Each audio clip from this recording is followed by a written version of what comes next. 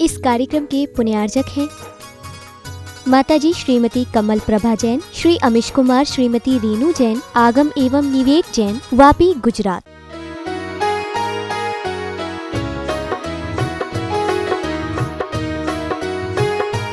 कल तो आप लोगों ने एलोरा में एक बार फिर से नए इतिहास की रचना कर दी, जो आगम और पुराणों में पढ़ते हैं ऐसा आपने कर दिखाया। अभी देख लिया ना, देखो यहाँ पर सब बिल्कुल सपाचट क्यों नजर आ रहे हैं। इसके माध्यम से ही आप अपने कुल परंपरा की, अपने धर्म की, अपने देश की, अपनी संस्कृति की रक्षा इन्हीं संस्कारों के माध्यम से कर सकते हैं। संस्कार है तो हमारा यह राष्ट्र और हमारा यह देश आगे बढ़ सकता है। संस्कारों के कारण ही आज हम सब इसी प्रकार से आगे आगे करते चले जाएंगे।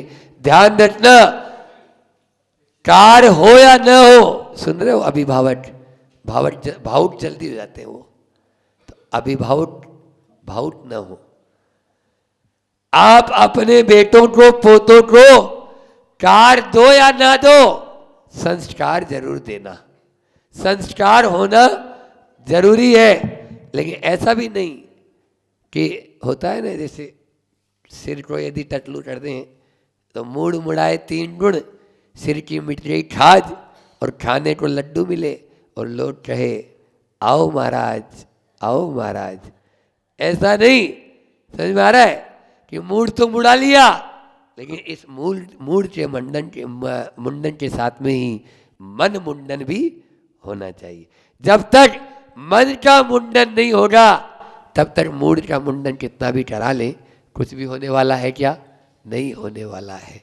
ये तो वही होगा। हाँ, इतना जरूर है, आपको हल्का लग रहा है, नहीं लग रहा है? क्यों? अरे बाल होते हैं तो भारी होते हैं, और बाल हट जाए तो जितना खतरा है वो सब अपने बालों से ही है। इसीलिए हम हर 2 महीने में अपने बालों को अपने ही हाथों से उखाड़ कर फेंक देते हैं, क्योंकि ये अपने बाल है ना, अपने बाल और अपने वालों को। और आज बात भी वालों की आएगी, समझ में आ रहा है? तो समाधि तंत्र में 2 कारिका के माध्यम से हमने दुख का मूल कारण क्या? विकल्प। और उस विकल्प को कैसे दूर करें? तो कहा अव्रती हो, व्रती बन जाओ। आज सुबह बोला था, है ना? कौन सा गुण स्थान होता है व्रती का? हाँ, 5वां भी हो जाता है ना, प्रतिमाधारी का 5वां गुण स्थान होता है।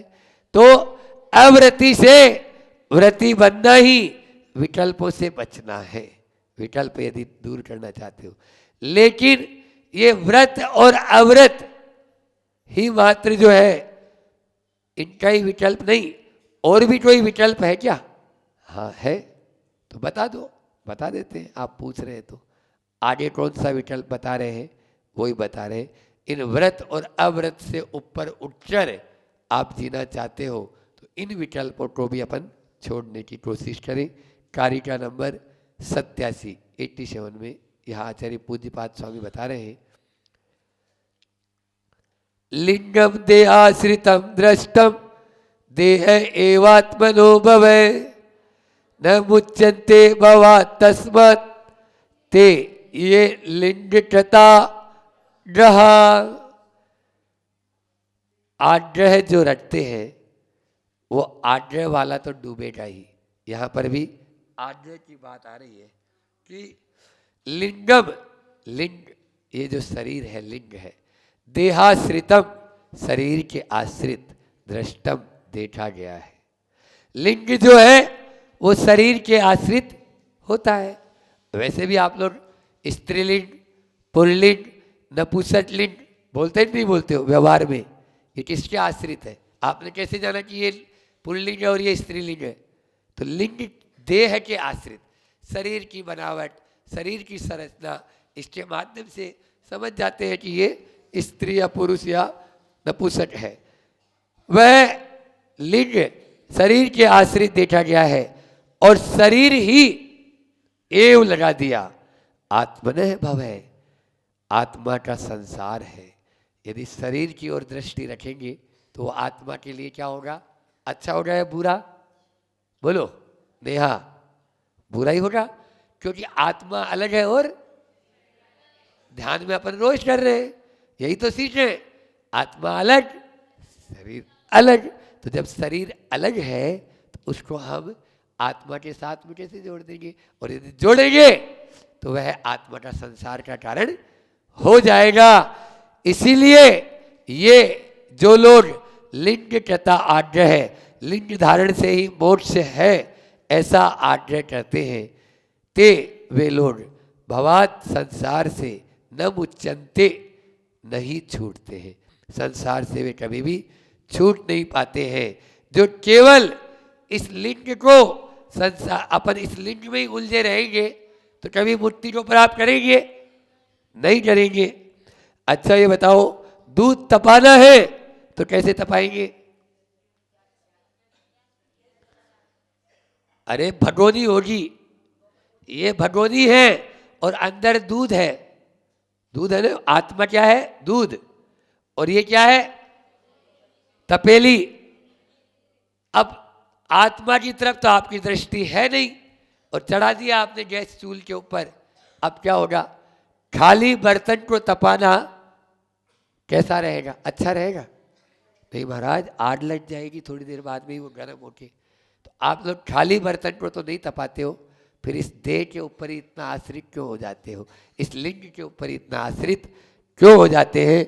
यही बात यहाँ पर कही गई है कि आचार्य भगवत कह रहे हैं इस देह के बिना भी मुक्ति नहीं है। कोई भी कारिका होती है, उस कारिका के 5 अर्थ होते हैं, ध्यान रखना, पूछेंगे ध्यान से सुनो। 5 अर्थ, कोई भी श्लोक होता है उसके कितने अर्थ होते हैं? आचार्यों ने 5 अर्थ बताया। पहले होता है शब्दार्थ, जो शब्द है उनका अर्थ। दूसरा है नयार्थ, दूसरा क्या है? तीसरा है भावार्थ, चौथा है मतार्थ और 5वां है आगमार्थ। आगमार्थ तक पहुंचना, आगम अर्थ, आगमार्थ। रिपीट कर रहा हूं, शब्दार्थ, नयार्थ, मतार्थ, भावार्थ और आगमार्थ। आगम में जो लिखा हुआ है वो अर्थ क्या है, हमारे नय के अनुसार क्या अर्थ है, हमारे मत के अनुसार क्या अर्थ है, भावों के अनुसार क्या अर्थ है और शब्दों के अनुसार क्या अर्थ है। लेकिन आजकल तो जो अपना भाव है बस उस भावार्थ को आदमी पढ़ता है और भावार्थी लिख देता है, गड़बड़ हो जाती है। ये मेरा अपना भाव है, उन आचार्यों का भाव था क्या?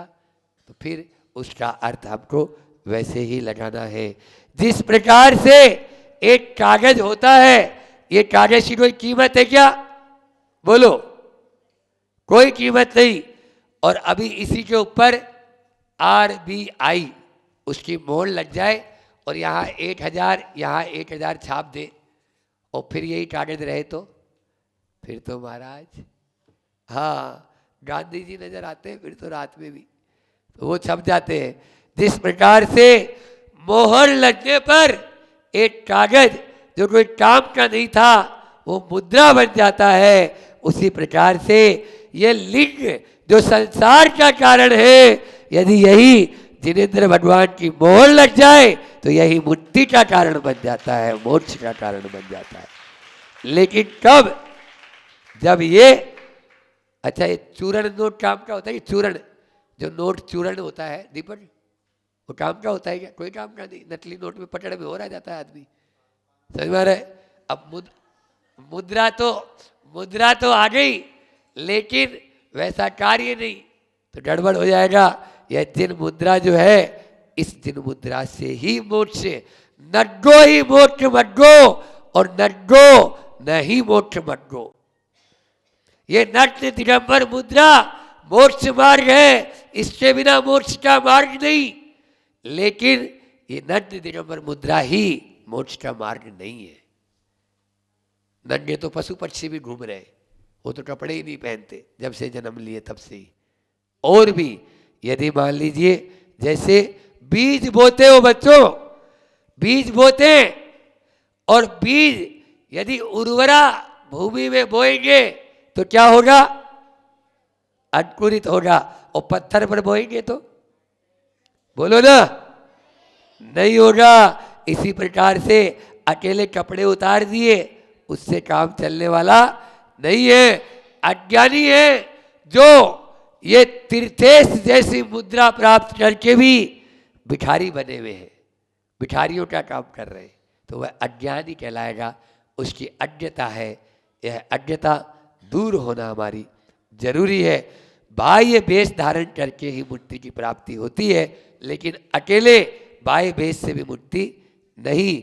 जिस प्रकार से लिंग का आग्रह नहीं रखना, उसी प्रकार से जाति का आग्रह भी नहीं रखना। आगे स्वयं आचार्य भगवंत अगली कारिका में बता रहे हैं। समय के अनुसार दोनों कारिका लेनी है, इसलिए अपन उतना ही करेंगे। जातिर देहाश्रिता दृष्टा देह एवात्मनो भवे न मुच्यन्ते भवा तस्मत् ते ये जाति कृताग्रह। जाति का आग्रह मत रखो।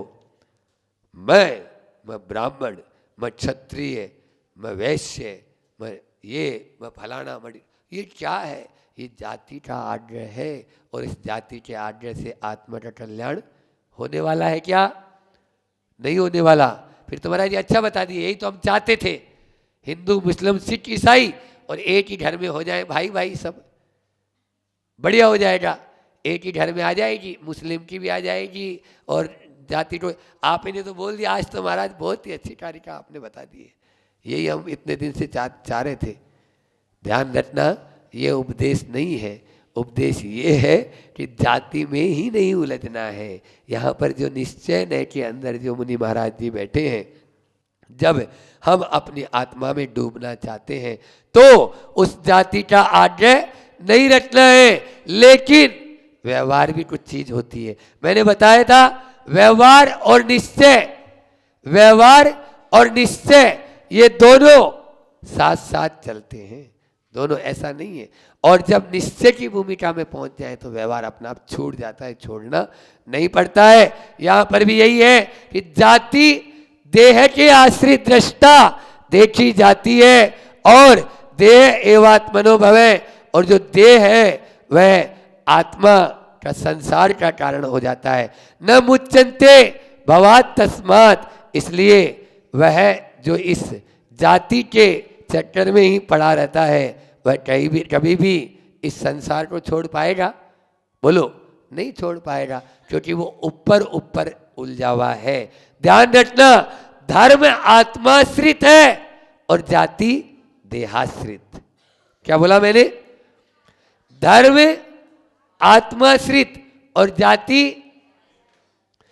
अब जो आत्माश्रित है उसको देहाश्रित के पीछे छोड़ना मूर्खता कहलाएगी। इसलिए यहाँ पर आचार्य भगवंत ने बहुत अच्छी ये कारिका दी है आज के लोगों के लिए कि यह संसारी जीव जाति के आग्रह में फंसकर, और उसके ऐसे ऐसे दुष्परिणाम होते हैं। आपको बताएं, अकेला कलकत्ता, एकमात्र उदाहरण दे रहा हूं, कलकत्ता पश्चिमी बंगाल की राजधानी, उस कलकत्ता में 3000 परिवार, कितने? आवाज नहीं आई। 3000 परिवार जैन से जैनेतर हो गए। क्यों? बस खंडेल वाल। अरे गिरा दो इन वाल को, वाल यानी दीवार, इन दीवारों को ढहा दो और अपनी सोच को बड़ा बनाओ। अकेले कैसे हुए? 1 मिनट में बताता हूं कि वहां पर जितने भी मंदिर बनाए, कलकत्ता में जाओगे, बेलगछिया जितना बड़ा ये गुरुकुल है ना, इससे डबल तिबल, कितना? उतनी जमीन, और वह मेन सेंटर में, कलकत्ता की बिल्कुल नाक, और वो मंदिर किसने बनाया? आगरा वालों ने। बड़ा बाजार MG रोड मंदिर किसने बनाया? आगरा वालों ने। आपके इधर आ जाओ, पुरानी बाड़ी मंदिर किसने बनाया? आगरा वालों ने। बनवासी हावड़ा मंदिर किसने बनाया?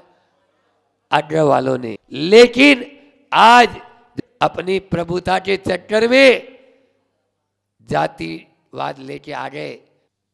आंखों में पानी आना चाहिए। ये तो दादा गुरु ज्ञान सागर जी महाराज की असीम कृपा रही और हमारे गुरुदेव विद्यासागर जी महाराज की उदारता और अनुकंपा रही।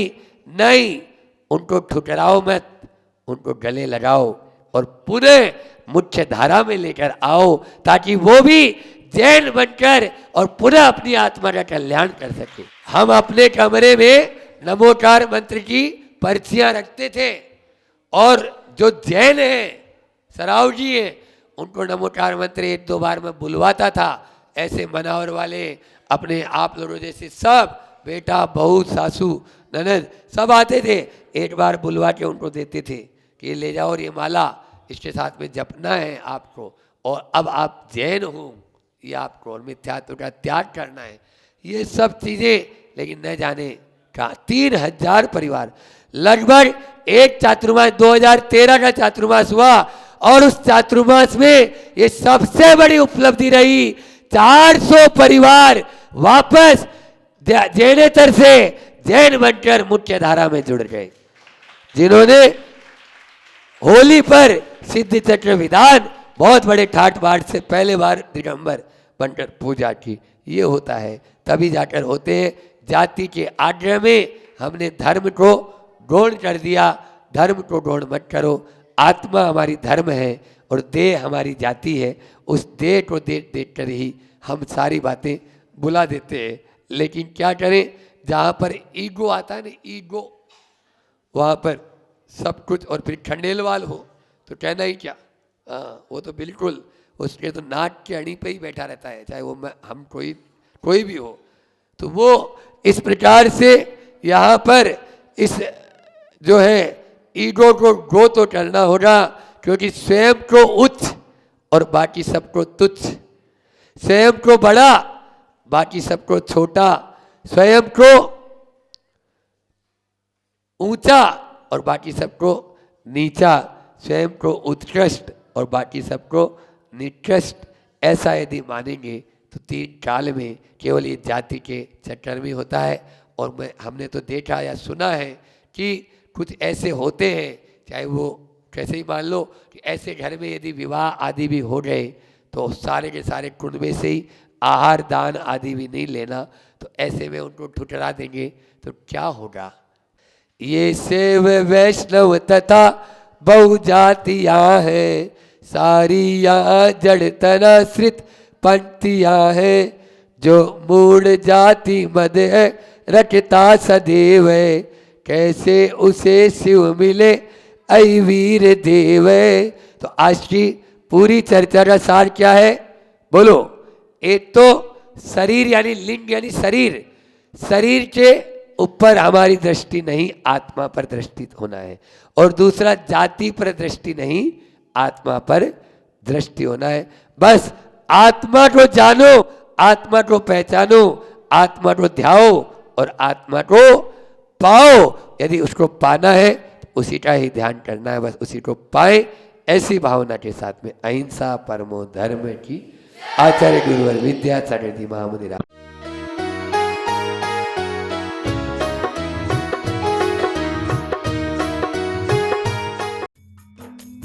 इस कार्यक्रम के पुण्यार्चक थे माताजी श्रीमती कमल प्रभा जैन, श्री अमिश कुमार, श्रीमती रीनू जैन, आगम एवं निवेक जैन, वापी, गुजरात।